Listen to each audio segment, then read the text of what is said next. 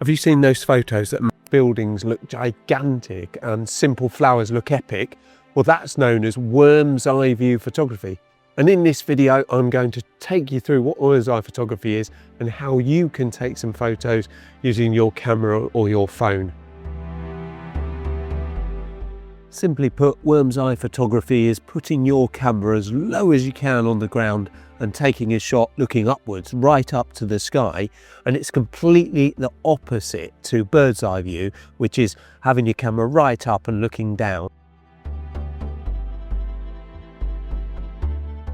It completely changes the perspective, making your image bigger, more powerful and more dramatic. Why should we use it? Well, it enhances the height of buildings and makes trees look so much more impressive. Foreground elements pop against the sky. It tells a story. The viewer feels small, immersed, or even overwhelmed. It's a simple way to turn an ordinary scene into something cinematic. Before I go any further, if you're thinking about taking a picture using the technique of worm's eye view, I hope this video is interesting to you and you like it enough to subscribe to the channel. That'd be amazing if you would subscribe. And if you have already, thank you very much. Cheers. So how do you shoot worm's eye view photography? You need to be as low to the ground as you possibly can. Lie on your back if you have to and look up and take your shot. Keep it as simple as you possibly can. Just even, like I say, even if you have to lie on your back and take your shot, that's simple.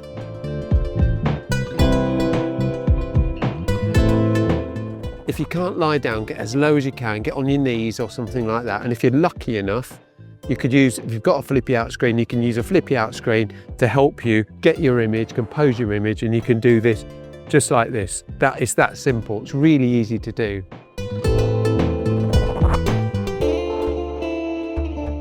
And if you haven't got a flippy out screen, you can always use your phone. Turn your phone up, put it in selfie mode, and you can see what you're taking. And it's easy, and you can do it with your phone just as easy as you can with your camera. Use the widest angle you can. Set your camera to its widest angle. If you haven't got a wide angle lens, use your phone and set that to its widest angle because it makes the image look dramatic, it looks dynamic, it looks really big. And ideally, you want to look for leading lines, things that will take you up the image and through the picture. As I said, look for those leading lines running up a building and try to follow the line up the building to something interesting. There's nothing interesting here, a little bit of twigs and a bit of a drain, but that's all. But there's always going to be something somewhere that you can use to lead your eye up a line. Don't be afraid of the sky and use it as negative space in your image. There's all sorts of ways you can use this technique. Look for architecture, tall buildings with converging lines.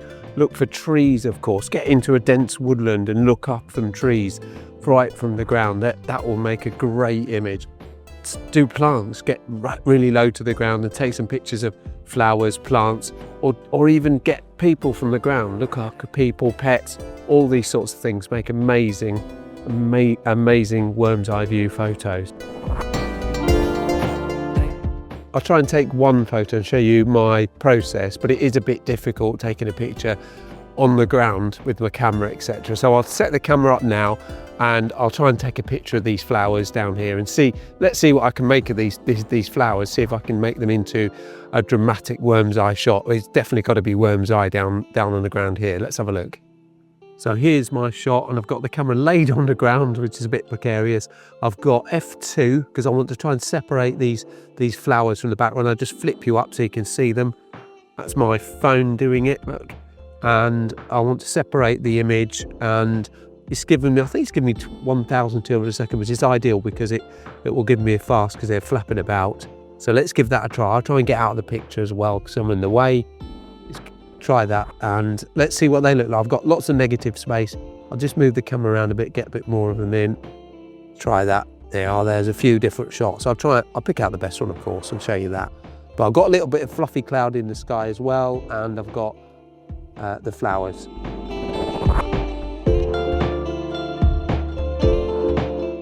Well, there you are. It's really quite difficult to try to take a worm's eye view photo and video at the same time because of the really low angle. That's quite a challenge.